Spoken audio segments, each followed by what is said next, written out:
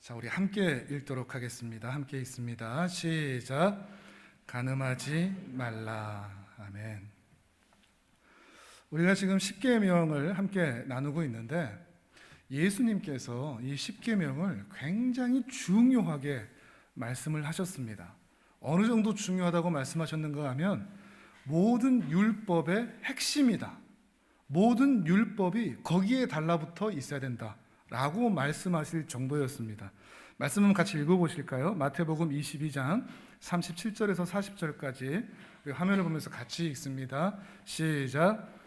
예수께서 이르시되 내 마음을 다하고 목숨을 다하고 뜻을 다하여 주 너의 하나님을 사랑하라 하셨으니 이는 크고 첫째 되는 계명이요 둘째도 그와 같으니 내 이웃을 내 자신같이 사랑하라 하셨으니 이 두 계명이 온 율법과 선지자의 강령이니라. 아멘. 십계명을 두 줄기로 요약을 해주신 거죠. 십계명은 뭐다? 뭘 말하고 있다? 하나님을 사랑하라 라는 것과 이웃을 사랑하라 라는 것입니다. 그런데 이게 요약으로 끝나지가 않았습니다. 정말 중요한 부분이 어딘가 하면 말씀 다시 한번 보여주시면 40절입니다.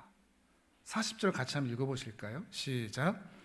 이 두 계명이 온 율법과 선지자의 강령이니라. 아멘.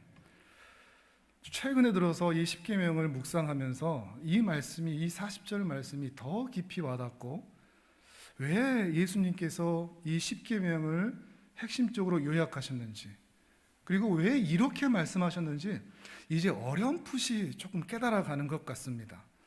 그러니까 십계명을 요약하는 것이 하나님 사랑, 이웃 사랑이다, 요약을 아는 것으로 끝나지 않고 이 하나님 사랑, 이웃 사랑이라는 것이 구약에 있는 모든 율법과 선지자의 강령이다 라고 표현을 하고 계시기 때문입니다.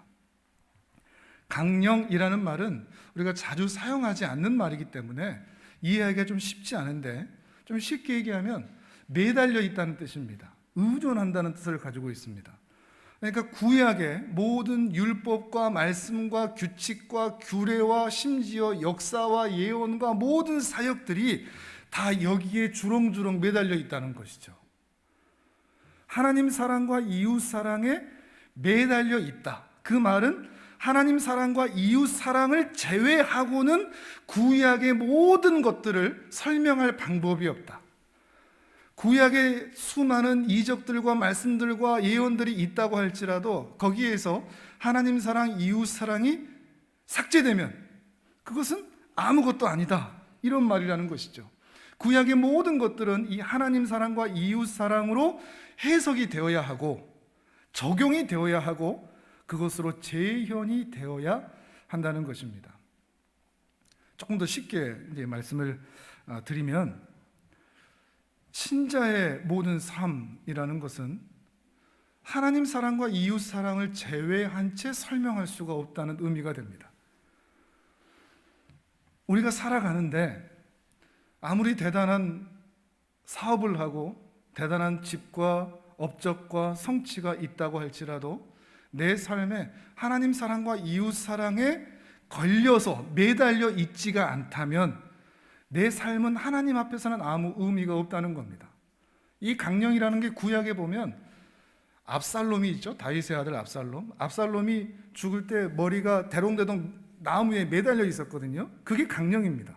그러니까 압살롬의 머리가 그 나무에 매달려 있듯이 우리의 삶이 하나님 사랑, 이웃 사랑에 매달려 있지 않으면 우리는 아무것도 아니라는 겁니다. 좀 더 폭을 넓혀서 우리 가정이 또는 우리 교회가 아무리 대단한 사역을 하고 성취가 있고 화려한 업적들이 있다고 할지라도 그 가운데서 하나님을 사랑함, 이웃을 사랑함이 없다면, 발견되지 않는다면 아무 필요가 없다는 것입니다. 그만큼 중요하다고 말씀하시는 것이죠. 그러니까 십계명이 하나님 사랑, 이웃 사랑이네라고 요약을 아는 것이 핵심이 아니고 그것을 알므로 우리 삶의 강령으로 만들어야 된다는 것입니다. 또 우리 가정과 교회의 강령이 되어야 한다는 것을 말씀하시는 것이죠.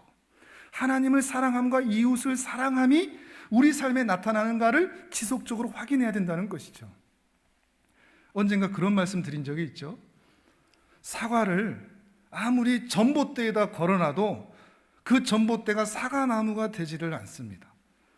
사과를 수백 개를 걸어놔도, 정말 대단한 것들을 걸어놔도 그 전봇대는 전봇대일 뿐입니다.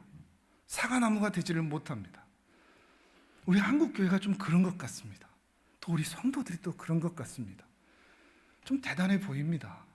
갈수록 우리 잘 살아가고 있고, 화려한 건물들, 대단한 성취들, 선교, 전도, 봉사, 열정, 뜨거움 정말 많이 있습니다. 괜찮아 보입니다. 멋있어 보입니다. 그런데 전봇대 같습니다. 정말 있어야 할 것이 보이지가 않습니다.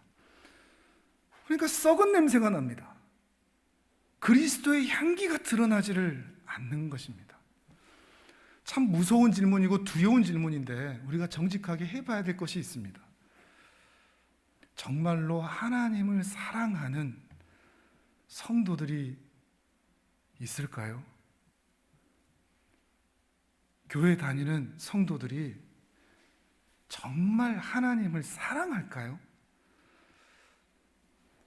주위를 둘러보면 하나님을 사랑하는 사람들보다 어떻게 하면 하나님을 사용할까, 이용할까, 그 하나님의 능력과 힘을 이용해서 내 삶의 문제, 돈 문제, 직장 문제, 결혼 문제, 자식 문제, 건강 문제, 이런 것들을 좀 해결해 볼까?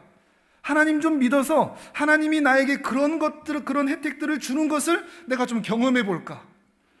이런 의도가 깔려 있는 신앙생활을 하는 성도들이 참 많이 보입니다. 오늘 장로님께서 기도하셨던 것처럼 하나님 외에, 우리 주님 외에 나 아무것도 없어서 난 괜찮아요 라고 고백하는 신앙의 고백을 들어본 적이 참 오래되었다라는 생각을 해봅니다. 근데 그런 마음의 생각을 하면서 설교를 준비했는데 장로님께서 그런 기도를 해주셔서 한편 얼마나 또 감사했는지 모릅니다. 우리의 신앙이 그러해야 될 텐데 말이죠. 내 기도 제목 안 들어주셔도, 내가 원하는 내가 필요들 안 채워주셔도 나 그래도 주님 사랑해요 라고 말할 수 있는 그런 신자들이 참으로 있는가? 또한 이웃을 사랑하는 성도와 교회가 정말로 사랑하는 사람들이 있는가? 이웃 사랑이 정말 구호로만 남아있는, 현수막에 걸려있는 것으로만 끝나버린 그런 삶의 모습은 아닌가? 근데 우리 자신의 모습을 살펴보면 그렇지 않은 때가 참 많습니다. 우리가 지속적으로 말씀을 살펴본 것처럼 나는 참 이기적입니다. 말로는 이웃을 사랑하고 여러 가지 일을 한다고 하지만 내 자신을 돌아보면 다 나를 위해서 할 때가 참 많습니다. 나의 행복, 나의 구원, 나의 성취, 나의 업적. 하기는 하죠. 하기는 하는데 어쩔 수 없이 억지로 할 때가 많습니다. 저 자신도 자원하고 즐거운 마음으로 내가 손해봐도, 내가 땀 흘려도, 내가 이런 대우를 받아도 난 기쁨으로 할 수 있어, 이런 사랑이, 하나님께 내가 그런 사랑을 받았으니 나도 그렇게 할 수 있어 라고 겉으로 하는 척은 연기할 때가 참 많았지만 이 마음 가운데는 어쩔 수 없이, 그래도 목사니까, 그래도 광고도 해놓고 사람들한테 이렇게 말도 해놓고 또 후원도 받아야 되니까, 이게 저라는 것을 제가 부인하지 않을 수가 없는 것입니다. 우리는 어떨까요? 내 안에 정말 하나님 사랑함이 있을까요? 내 안에 정말 이웃을 주님께서 나를 사랑하신 것처럼, 나 자신처럼 또한 우리가 사랑하고 있을까요? 아니면 전봇대인 건 아닐까요? 전봇대. 근데 뭐가 많이 그냥 주렁주렁 걸려 있어서 그거 보고 나 괜찮나 보다 했는데 사실 나를 보면 아무것도 아닌 전봇대인 것은 아닐까? 참 우리가 더 깊이 고민할 때가 된 것 같습니다. 이런 시국에, 이런 시절에 우리의 신앙이 어떠한가? 겉모습만 괜찮았던 것은 아닌가? 정말 나의 중심과 마음은 하나님을 향하였고 하나님의 말씀대로 살고자 하는 그런 마음의 선함이 있는가 하는 것을 살펴야겠다라는 생각을 더 깊이 해보게 되는 것 같습니다. 그렇기 때문에 이 십계명이 그 어느 시절보다도 중요하다고 생각해야 될 것 같습니다. 그리고 더 많이 연구하고 이 계명대로 살고자 하는 그런 아름답고 선한 마음이 우리 안에 올라오기를, 솟아오르기를, 그리고 우리의 삶에서 정말로 하나님을 사랑하고 이웃을 사랑함이 내 삶의 강령이 되어서 무엇을 하든지 그 안에서 흘러나오는 것들이 될 수 있도록, 그래서 하나님 사랑, 이웃 사랑이 내 삶에서 적용이 되고 재현이 되는 그런 삶으로 우리의 마음이 더욱 하나님 닮아가는 그런 복된 은혜가 있었으면 좋겠습니다. 오늘도 우리가 그런 말씀을 함께 살펴보려고 합니다. 우리가 지금까지 계속해서 이 하나님과의 관계, 또 이웃과의 관계를 보면서 제5계명을 통해서는 이 사회 가운데 수직적인 질서, 하나님께서 이 땅에 주신 수많은 신호등들처럼 수많은 권위와 질서를 주셨는데, 그것들을 모두 함께 지켜갈 때, 그 권위와 질서를 지켜갈 때 우리는 함께 평안한 세상을 만들어갈 수 있다라는 이야기를 나누었습니다. 6계명에서는 살인하지 말라라는 계명을 통해서 수평적인 관계, 한 사람 한 인격을 무시하고 모독하는 것이 아니라, 비방하고 그 사람 마음에 원통할 일이 쌓이도록 대하는 것이 아니라 그들을 정말로 존중하고 인정하여 사랑함으로 대하는 그런 삶의 관계가 이어질 때 우리는 함께 행복한 세상을 만들어갈 수 있다라는 말씀을 나누었습니다. 오늘은 제7계명입니다. 7계명. 자, 화면을 보면서 오늘의 계명을 같이 한번 읽어볼까요? 시작. 간음하지 말라. 아멘. 간음하지 말라. 간음하지 말라는 핵심이 가정일 것입니다. 지금 폭이 굉장히 좁아지고 있거든요. 5계명에서는 사회 전반적인 질서에 대해서, 6계명에서는 사회의 수평적인 질서에 대해서, 7계명에서는 조금 더 좁혀서 사회의 가장 근본적이고 기본적인 단위가 되는 작은 공동체가 되는 이 가정에 대해서 말씀하고 계시는 것입니다. 우리가 쉽게 생각해 볼 수 있는 것처럼 이 간음하지 말라는 것은 가정을 깨트리지 마라, 이런 것이 분명히 될 것입니다.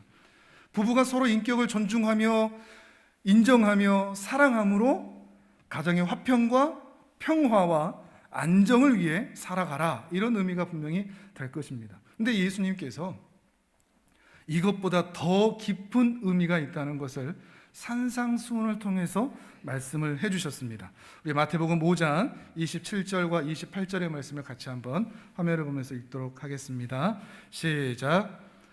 또 간음하지 말라 하였다는 것을 너희가 들었으나 나는 너희에게 이르노니 음욕을 품고 여자를 보는 자마다 마음에 이미 간음하였느니라. 아멘. 여기서 한 단계 더 나가는데, 우리는 간음했다라고 얘기하면 육체적인 간음을 얘기합니다.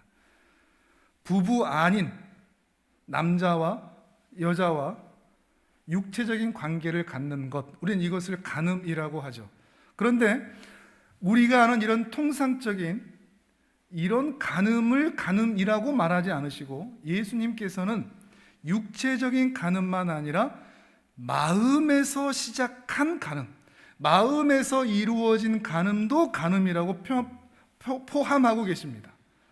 마음의 문제도 포함하신다는 것이죠. 더 나아가서 우리가 마음으로 간음한다는 것은 그저 이상야릇한 상상을 하거나 다른 사람과 어찌어찌 이런 스토리를 만들어가고 영화를 찍어가는 것만이 아니라, 그렇게 마음으로 음욕을 품어 간음한다는 것은 그 상대를, 내가 생각하는 그 상대를 사랑의 대상이거나 인격적인 존재로 여기지를 않고 내 쾌락과 내 즐거움의 대상으로 전락시키는 것을 포함합니다.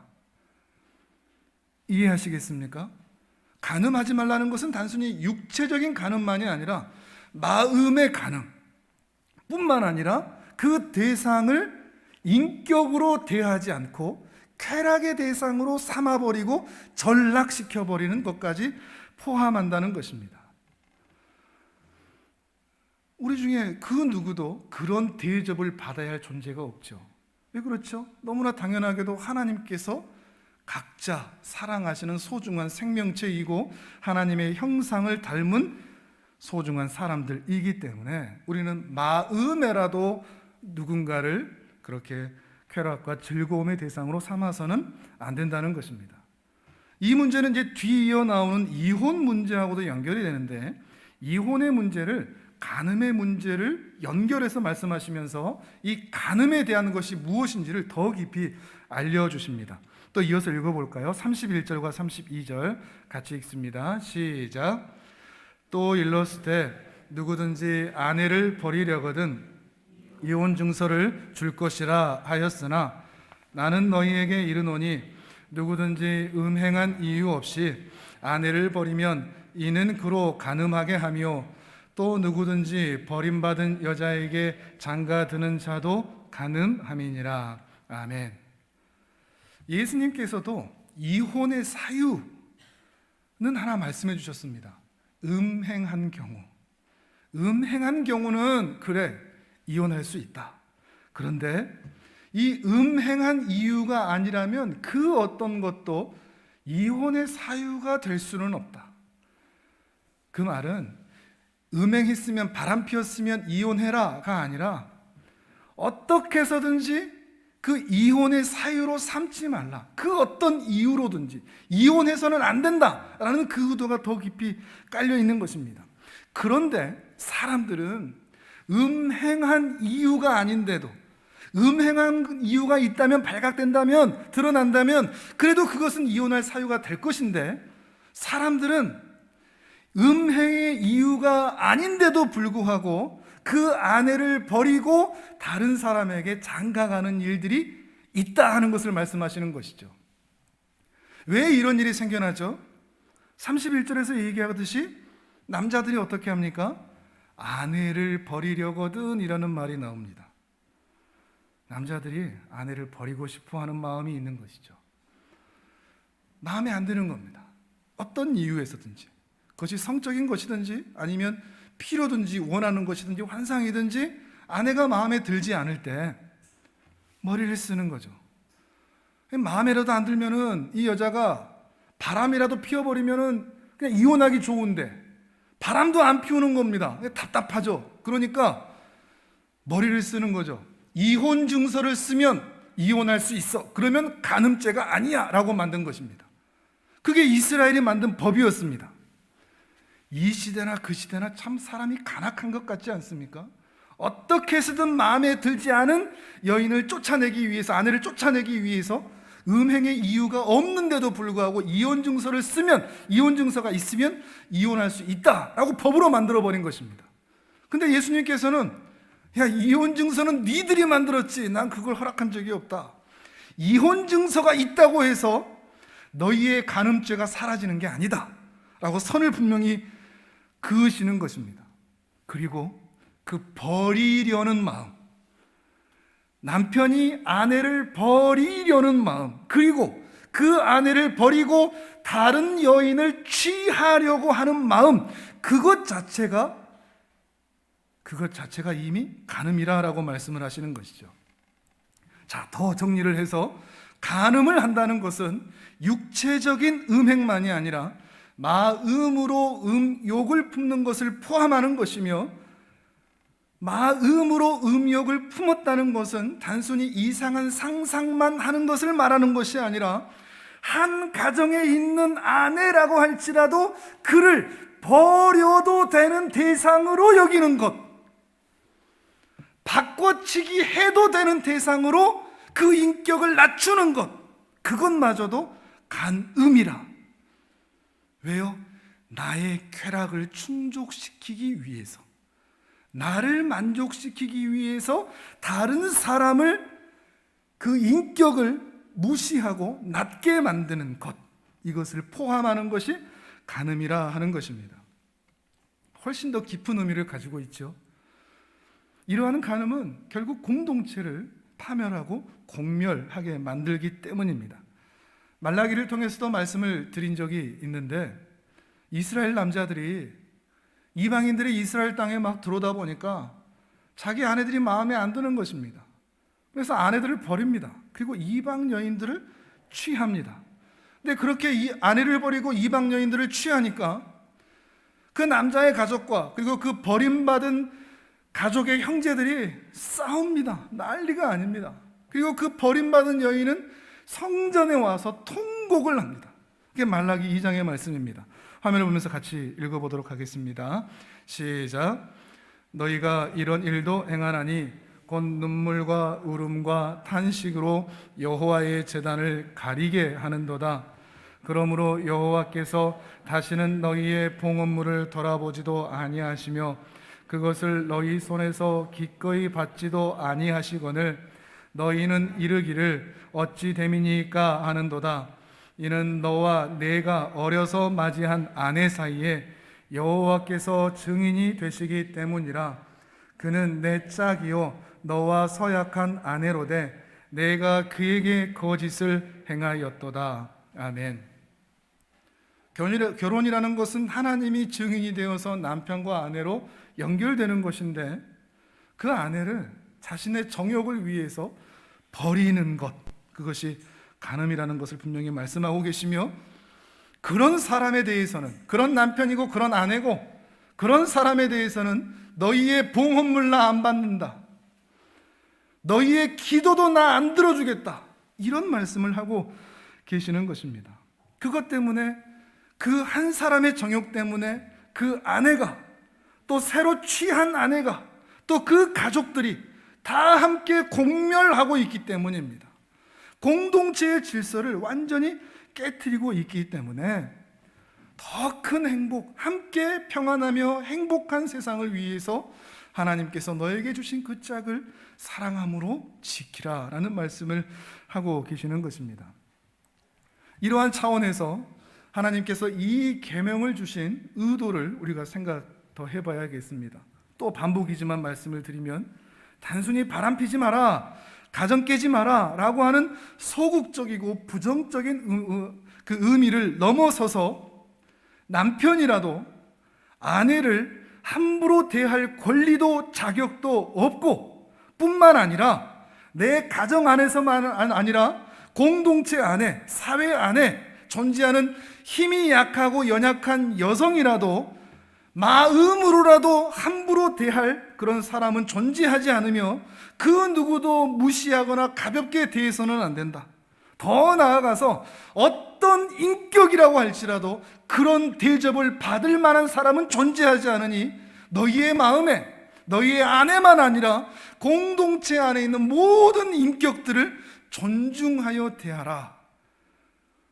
어디에까지? 생각과 마음에까지. 마음으로라도 그런 마음 갖지 마라 하시는 것입니다.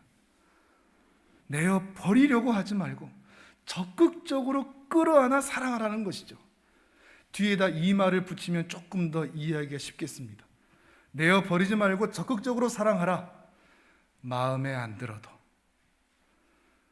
못생겼어도, 요리를 못해도, 돈을 못 벌어다 줘도, 무능한 것처럼 보여도, 내 필요를 못 채워줘도, 내 마음에 안 들어도 버리지 마라. 마음에서조차 그를 무시하지 마라. 이것이 이 계명을 주신 근본적이고 본질적인 의도라는 것입니다.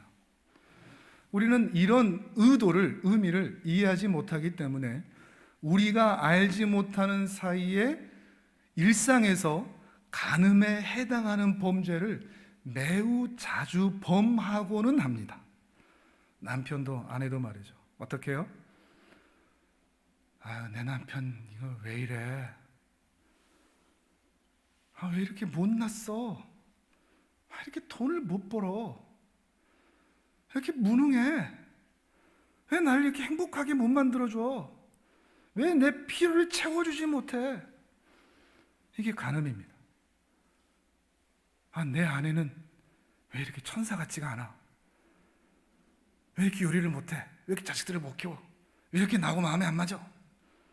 이렇게 생각하는 모든 것들이 다 간음에 해당하는 죄라는 것입니다. 좀 놀랍지 않습니까? 어떻게 이것이 간음입니까? 근데 간음이라는 것은 최종적인 단계, 바람을 피워 다른 상대와 육체적인 결합을 해야 그게 간음이라고 우리는 생각해 오지만, 이 첫 단계, 마음에서부터 내버려 다른 사람을 생각하는 거기서부터 간음은 이미 시작되었다는 것입니다. 왜 이게 간음인가? 마태복음 말씀을 같이 한번 보시죠. 예수님께서 뭐라고 하시는지. 마태복음 19장 5절 6절 말씀입니다. 같이 읽습니다. 시작. 말씀하시기를 그러므로 사람이 그 부모를 떠나서 아내에게 합하여 그 둘이 한 몸이 될지니라 하신 것을 읽지 못하였느냐. 그런즉 이제 둘이 아니요 한 몸이니 그러므로 하나님이 짝지어 주신 것을 사람이 나누지 못할지니라. 아멘. 마음에 안 들어요, 무능해요, 같이 못 살겠어요 라고 하는 이 전제들, 우리는 그런 이유들을 불만족 때문에, 상대에 대한 불만족 때문에 갖지만, 하나님은 말씀하십니다. 그 남자 그 여자 하나님이 짝지어 주셨다. 무섭지 않습니까? 저는 이 말씀 들으면 소름이 돋습니다. 우리는 늘 이유를 말합니다. 왜 하필이요? 얘기하고 싶죠. 근데 하나님은 말씀하십니다. 야, 내가 중매했어, 그냥 살아. 이렇게 말씀하시는 것이죠. 우리 눈에는 남자와 여자가 만나서 그냥 사랑한 것, 그래서 결혼한 것으로 생각을 합니다. 그것은 신자이건 비신자이건 동일합니다. 하나님이 모두 짝지어 주셨습니다. 그런데 신자들마저도 이 말씀을 너무도 가볍게 생각을 해서 하나님이 짝지어 주셨다고 하는 그 말씀의 무게를 깊이 생각하지를 못하는 것입니다. 마음에 안 차면, 마음에 안 들면, 불만족스러우면 얼마든지 서로를 버리고 다른 사람으로 교체해도 되지 않을까라는 생각을 하게 된다는 것입니다. 그러나 하나님께서는 우리를 너무나 잘 아십니다. 단순히 한 시점, 그 사건, 그 시절만이 아니라 우리가 부부로 살아갈 그 긴 시간을 통해서 우리를 너무나 잘 아시기 때문에 이 긴 시간을 함께 살아갈 사람으로서 남자와 여자를 적절하게 짝지어 주셨습니다. 그런데 문제는 사람은 결코 자기 아내를, 자기 남편을 만족하지 못한다는 것입니다. 왜 만족하지 못할까요? 그건 살아보니 그런 것 같습니다. 살아보면 힘든 일 많이 만납니다. 부부가 아무런 고난도 고생도 없으면 이런 일 안 생깁니다. 늘 좋은 일만 있으면. 근데 우리 인생이 그렇습니까? 부부는 항상 힘듭니다. 살아가는 것 자체가 어렵습니다. 돈이 필요하고 자식을 키워야 되고 관계를 해야 되고 다른 이웃들과 가정들과도 긴밀한 관계가 이어져야 됩니다. 그런데 그때마다 우리는 매번 힘듭니다. 쉬운 일이 하나도 없습니다. 그때마다 우리의 마음 가운데 불만족이 생깁니다. 왜 이렇게 사는 게 힘든가? 왜 이렇게 사는 것이 어려운가? 그 생각이 들 때마다 남편도 아내도 이런 생각을 합니다. 내가 사람을 잘못 만나서 그래. 남편 때문이야. 이거 다 저 여자 때문이야. 하나님이 나한테 짝을 잘못 주신 거야. 뭔가 틀림없이 잘못된 거야. 내가 잘못된 결혼을 한 거야. 라고 비난의 화살을 쏩니다. 근데 아무도 자기에게 문제가 있다고 얘기하는 사람을 본 적이 거의 없습니다. 다 상대방을 얘기합니다. 아내 때문이야. 남편 때문이야. 우리 남편 왜 이래? 우리 아내 왜 이래? 인생은 힘든데, 인생은 너무 고된데, 그 고된 인생을 이겨낼 수 있는 힘이 우리에게 없고 실력도 없고 그 짐과 무너짐과 슬픔과 아픔 가운데 내가 만족이 안 되기 때문입니다. 나는 왜 이렇게 불행한 것 같은가? 내 삶은 왜 이렇게 힘든 것 같은가? 다른 사람들은 잘 사는 것 같은데 남자를 바꾸면, 남편을 바꾸면, 아내를 바꾸면 달라지지 않을까라는 생각을 각자가 하기 때문이죠. 그 모든 것이 다 간음이라는 것입니다. 우리가 하나님께서 짝줘 주셨다는 이것을 우리는 매우 오해하기 때문이죠. 하나님이 짝줘 주셨다는 것은 A급 배우자를 연결해 주셨다는 의미가 아닙니다. 하나님이 나에게 짝지어 주셨으니 하나님이 나에게 예비한 남편은, 예비한 아내는 틀림없이 내 모든 필요를 채워줄, 하늘의 달도 별도 다 따다줄 그런 신적인 존재일 거야. 백마탄 왕자일 거야. 하나님은 그런 사람을 나한테 짝져 주실 거야. 심각한 오해입니다. 하나님은 나에게 천사 같은 여자를 붙여주실 거야. 심각한 오해입니다. 하나님이 짝져 주셨다는 것은 그저 천사를, 백마탄 왕자를, 왕자와 공주와 만나게 되는 그것이 짝지어 주심이 아닙니다. 더 긴 인생 동안 하나님 안에서 함께 잘 살아갈 수 있도록 신앙인으로 붙여주신 것이지 왕자와 공주를 만나게 하신 것이 아니라는 말입니다. 왕자와 공주가 결혼하면 설거지는 누가 합니까? 애기 기저귀는 누가 갈아줍니까? 그런 마음으로 결혼하면 그 결혼이 실패할 수밖에 없다는 것입니다. 남편들과 아내들에게 말씀을 드립니다. 아내들은 먼저 잘 들으십시오. 남편은 아내의 모든 필요를 채워줄 수 있는 신적인 존재가 아닙니다.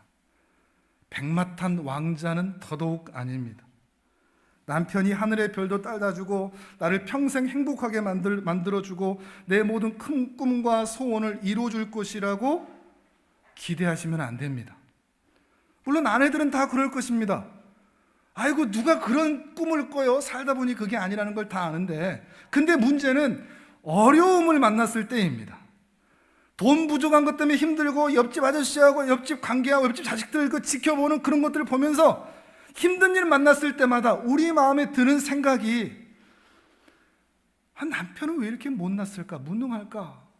왜 이럴까? 라는 생각이 든다면, 왜 내 필요를 채워주지 못할까? 이런 생각이 들었다면 그것은 더 깊은 본성적으로는 이 남편이 내 모든 필요를 채워줘야 되는데 못 채워줬어, 이런 생각을 갖고 있기 때문입니다. 우리는 지성으로는 압니다. 아유, 남편은 그런 존재가 아니지. 그런데 내 안에 본성은 내 남편이 내 모든 걸 채워줘야 돼 라는 생각을 갖고 있기 때문에 그런 불평이 나오는 것입니다. 그러나 남편이 그런 존재가 아니라는 것을 안다면 그런 불평하지 않습니다. 왕자가 아닌데 어떻게 왕자에게 요구할 것을 말하겠습니까? 그럼 남편은 어떤 존재일까요? 남편은 백마탄 왕자도 아니고 신적인 존재도 아닙니다. 그냥 불쌍한 한 인간입니다. 불쌍하고 무능하고 못나고 집에서야 의시되지 밖에 나가면 아무것도 아닌 참 무능한 한 인간일 뿐입니다. 그것도 하나님의 은혜가 없이는 단 한순간도 살 수 없는 존재가 바로 그 남편입니다. 남편을 그렇게 보셔야 됩니다. 반대로 남편들도 잘 들으셔야 됩니다. 아내는 남편의 모든 환상을 채워줄 수 있는 천사가 결코 아닙니다. 물론 처음에는 천사이지 않을까 그런 생각을 할 때가 있었습니다. 그런데 그 사람이 천사가 아니라는 것을 깨닫는 데는 그리 오랜 시간이 걸리지 않았습니다. 살다 보니 고난을 겪고 힘든 일을 겪고 울만한 일들 겪고 오다 보니 그런 세월의 흔적 가운데 분명히 처음엔 천사였는데 그 천사의 날개가, 그 털들이 한 움큼씩 한 움큼씩 빠져나가고 있다는 것을 남편들은 다 지켜봐 왔습니다. 아내는 천사가 아닙니다. 오히려 주름살이 늘어가고 무서워하고 두려워하고 겁이 많고 연약한 불쌍한 한 죄인일 뿐입니다. 그것도 하나님의 은혜가 없이는 단 한순간도 살 수 없는 연약한 죄인일 뿐입니다. 남편은 아내를 그렇게 보셔야 됩니다. 우리가 왜 살면서 힘들었느냐? 그것은 남편 때문도 아니고 아내 때문도 아니었습니다. 우리가 살아가는 이 세상이 죄 많은 세상이었기 때문입니다. 이 세상이 우리를 아프게 만들고 힘들게 만들고 외롭게 만들고 괴롭게 만드는 이 세상이기 때문에 그렇습니다. 죄 아래에 있는 세상, 사단의 지배 아래에 있는 이 세상은 우리로 하여금 만족하지 못하게 합니다. 분명히 남편이 있는데도 외롭고 아내가 있는데도 외롭고 자식들이 잘 돼가고 있는데도 외로움을 느끼게 만드는 것이 이 세상입니다. 우리가 이 세상에 살다 보니 너무나 힘들어져서 그리고 불만족 가운데 살 수밖에 없는데 자꾸만 그 이유를 남편에게 찾는 겁니다. 자꾸만 그 힘든 이유를 아내에게 찾는 겁니다. 그러면서 남편과 아내를 서로 때려잡는 거죠. 당신 때문이라고. 아니라는 겁니다. 남편 때문도 아니고 아내 때문도 아닙니다. 이 세상이 그렇습니다. 그러니 우리는 서로를 왕자와 공주로 보지 않고 그저 불쌍한 한 죄인으로 보는 것입니다. 이 부부의 이야기는 세상에서 흔히 말하는 부부와 가정과는 정반대입니다. 세상에서 뭐라고 얘기하죠? 너를 행복하게 해줄 사람 만나라. 천사 같은 사람, 백마탄 왕자 만나라 얘기하죠. 세상의 관점으로는 절대 이 이야기를 이해할 수가 없습니다. 세상의 관점으로는 결코 하나님이 기뻐하시는 그런 과정도 부부도 이룰 수가 없습니다. 그러나 부부가 함께 이것을 깨닫는 것이 은혜입니다. 부부가 함께 이 사실을 깨닫고 불만족스러운 일들이 생겨날 때, 내 마음에, 내 입에 불평이 쏟아져 나올 때, 채워지지 않은 빈 가슴 때문에 너무나 괴로울 그때 서로를 때려잡는 게 아니고 바로 그때 부부는 합심하여 손을 잡고 부둥켜 안아 은혜 주시기를 바라고 기도하는 것입니다. 그게 둘이 한 몸이 된다는 진정한 의미입니다. 세상의 고난과 아픔을 만났을 때 서로에게 탓하는 것이 아니라 오히려 그때 연약한 우리에게 주께서 은혜 베풀어 주시라고 비난의 화살을 쏘는 것이 아니라 부둥켜 안고 기도하는 것, 그것이 신앙을 가진 부부의 모습이라 하는 것입니다. 그러니 가능하면 신앙을 가진 부부가 되어야 한다는 것이 바로 거기에 있습니다. 아직 신앙을 가지지 못한 배우자가 있다면 정말 열심히 기도하셔야 됩니다. 한 번, 두 번, 세 번으로 되어질 그런 기도의 제목들이 아닙니다. 장차 결혼을 하고 가정을 이루어야 할 사람들이라면 반드시 이 말씀을 기억하셔야 됩니다. 신앙이 있는 가정을 이루도록 말이죠. 이런 사실을 알지 못하면 부부라도 정말 사랑해야 할 부부가 서로를 비난합니다. 우리 그런 얘기 참 자주 듣지 않습니까? 우리 남편이 말이야, 우리 아내는 말이야, 어디 가서 배우자 욕하지 마십시오.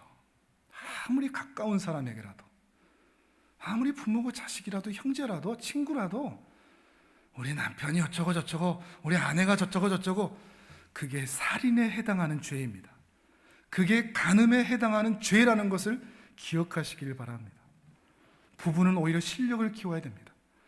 첫사랑은 왜 이루어지지 못한다고요? 뜨거운데, 열정은 있는데 그 열정을 지탱할 실력이 없기 때문에 첫사랑은 이루어지지 못한다고요. 부부도 마찬가지입니다. 젊은 부부일수록 그럴 수밖에 없습니다. 뜨겁습니다. 잘 살아보고자 합니다. 그런데 그 실력이, 그 뜨거운 사랑을 지탱할 실력이 아직 초보 부부에게는, 젊은 부부에게는 없을 수밖에 없습니다. 그런데 신앙이라는 것이 있으면 어떻게 해서든 그 신앙의 기준을 따라 그 실력을 쌓아가려고 합니다. 하나님의 자녀들이 함께한 부부가 되어 어떻게 가정을 이루어야 되는 것이며 어떤 사랑을 해야 되는 것이며 우리는 누구이며 우리는 어떤 삶을 살아야 되는 것인지에 대한 그런 진지한 고민들 함께 대화하면서 함께 한 신앙으로 만들어 가야 한다는 것입니다. 부부가 더욱 실력을 키워야 합니다. 어떻게 해야 될까요? 에베소 5장 말씀을 같이 한번 살펴보도록 하겠습니다. 에베소 5장 22절에서 25절까지 우리 같이 읽도록 하겠습니다. 시작. 아내들이여 자기 남편에게 복종하기를 주께 하듯 하라. 이는 남편이 아내의 머리됨이 그리스도께서 교회의 머리됨과 같음이니 그가 바로 몸의 구주시니라. 그러므로 교회가 그리스도에게 하듯 아내들도 범사에 자기 남편에게 복종할지니라. 남편들아, 아내 사랑하기를 그리스도께서 교회를 사랑하시고 그 교회를 위하여 자신을 주심같이 하라. 아멘. 아내는 남편에게 순복하라 그럽니다. 그 아내들은 늘 뭐라고 얘기하죠? 순종할 만 해야 하죠. 저 인간한테 어떻게 순종을 합니까? 남편들도 늘 그렇습니다. 사랑을 하라 그러면은 아이고, 저 옆에 있는 어떻게 사랑할 만 합니까? 사랑할 만 해야 하죠. 근데 뭐라고요? 남편은 백마탄 왕자가 아니고 아내는 천사가 아닙니다. 남편은 본래 순복할 만하지 않습니다. 아내는 본래 사랑할 만하지 않습니다. 그러함에도 남편이 아내를 사랑하고 아내가 남편에게 순복해야 할 이유는 그리스도께서 그렇게 사랑하셨기 때문입니다. 그리스도께서 우리를 사랑하실 때 우리가 사랑할 만하지 않았습니다. 로마서 5장에 보면 그런 말씀이 있죠. 우리가 아직 죄인 되었을 때 그리스도께서 우리를 위하여 죽으시는 그것이 하나님의 사랑이라고 말이죠. 우리가 아직 죄인 되었을 때, 그거 좀 쉽게 얘기하면 참 꼴뚜기같이 오징어같이 생겼는데 맨날 바람 피고 술 마시고 간음하고 말도 지지리도 안 듣고 그러는데 그래도 나 사랑할란다. 이게 그리스도의 사랑이라는 겁니다. 그게 주님께서 우리에게 그렇게 나타나신 것입니다. 우리 같은 존재가 그러함에도 불구하고 그리스도께서 자기의 사랑을 그렇게 나타내심으로 이 땅에 오신 것이죠. 그러니까 우리는 사랑할 만하니까, 순종할 만하니까 순종하고 사랑하는 것이 아니라 그리스도께서 그렇게 나를 그렇게 사랑해 주셨으니 나도 그리 사랑한다라는 마음을 가져야 한다는 것입니다.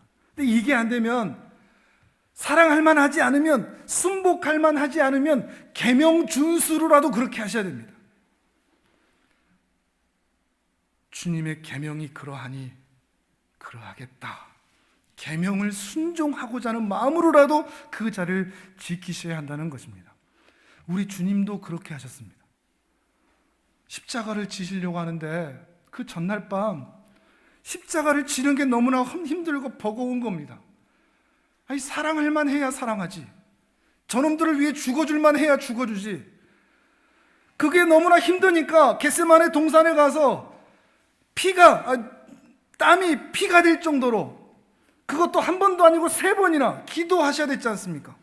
그때 하신 기도가 뭐였죠? 나의 뜻대로 마시고 아버지 뜻대로 하십시오. 나는 그게 안 되는데 아버지가 원하는 대로 하겠습니다. 이런 의미가 되는 거죠. 근데 우리는 이 기도 않고 어떤 기도 하는 줄 아십니까? 이 잔을 내게 지나가게 하옵소서. 잔 좀 바꿔주십시오. 이런 얘기죠. 너무 힘드니까 남편 좀 바꿔주십시오. 아내 좀 바꿔주십시오. 우리 이 기도를 하는 거죠. 이 겟세마네 동산에서 이 두 기도가 아주 교묘하게 부딪히고 있습니다.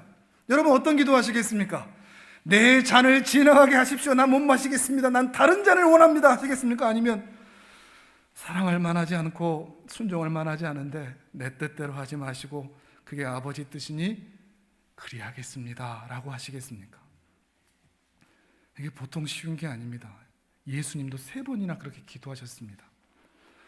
우리가 흔히 말하는 부부, 가정, 세상에서 그렇게 알콩달콩 살아가는 그 부부가 되기 위해서는 이렇게 기도할 필요 없습니다. 기도 안 해도 세상 사람들 그렇게 잘 살고 있으니까요. 근데 신자의 기도는 다릅니다.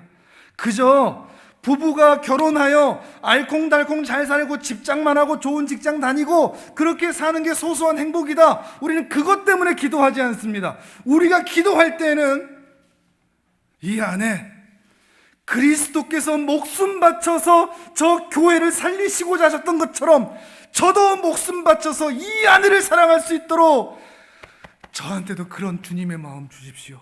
이거 달라고 기도하는 겁니다. 기도해 보신 분들만 압니다. 이게 한 번의 기도로 되지 않는다는 게, 사랑할 만하지 않으니까. 아내들도 그렇습니다. 존경할 만하지 않습니다. 그런데 그 존경할 만하지 않은 그 남편을, 배 나오고 머리 벗겨지고 그런 남편을 사랑하고 존경할 만하지 않습니다. 그러니 교회가 그리스도에게 복종하고 순종하는 것처럼 저도 그렇게 성경적인 뜻과 부부의 관계를 이루어가기 위해서 저에게도 그런 은혜 주십시오라고 겟세마네 동산에서 3번, 주님은 3번이니까 우리는 한 30번 해야 될까요? 300번, 3000번 해야 될까요? 기도해야 합니다. 이게 가정입니다. 이게 부부입니다. 세상에서 말하는 가정과 부부와는 너무나 다릅니다. 부부가 이 사실을 깨닫고 알 수만 있다면 가정은 함께 평안한 가정, 함께 평안한 세상이 될 수 있을 것입니다. 우리가 이 세상을 살아가는 게 너무나 힘에 겹습니다. 모두가 너무나 힘이 듭니다. 그런데 감사하게도 이 거대하고 험악하고 살벌한 세상 앞에서 주님은 우리를 혼자 두지 않으시고 같이 손잡을 수 있는 부부를 엮어주셨습니다. 이 부부가 할 일은 서로 부둥켜 안고 함께 주님께 기도하는 것밖에 없습니다. 우리 앞에 놓여있는 수많은 문제들 때문에 자식들 공부 못하고 집안에 돈이 없고 자식들 속썩이는 거, 그거 당신 탓이라고, 당신 닮아서 그런다고 비난하고 흉볼 일이 아닙니다. 그저 부부가 할 일은 함께 울고 기도하는 것 외에 방법이 없습니다. 물론 울면서 기도한다고 공부 못하는 자식이 서울에 있는 대학교로 가고 속 안 썩이는 자식이 속을 안 썩이냐? 그렇지는 않습니다. 그런데 그 자식 좋은 직장 못 들어가고 좋은 학교는 못 들어갈지 몰라도 하나님 앞에서 행복한 인생은 될 수 있습니다. 이게 성경이 약속하는 것입니다. 좋은 직장 못 들어가고 좋은 학교 못 들어간다 할지라도 나가도 복을 받고 들어와도 복을 받는 인생으로 하나님께서 만들어 가십니다. 근데 부부가 함께 기도하지 않으면 좋은 학교 가도 저주받고 떨어져도 저주받고 좋은 직장 가도 저주받고 못 다녀도 저주받는 인생으로 될 수밖에 없습니다. 이게 성경의 약속입니다.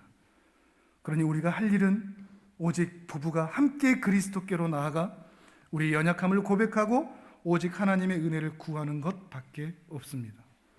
왜냐하면 참 평안과 행복과 기쁨은 하나님 안에서만 발견되기 때문입니다.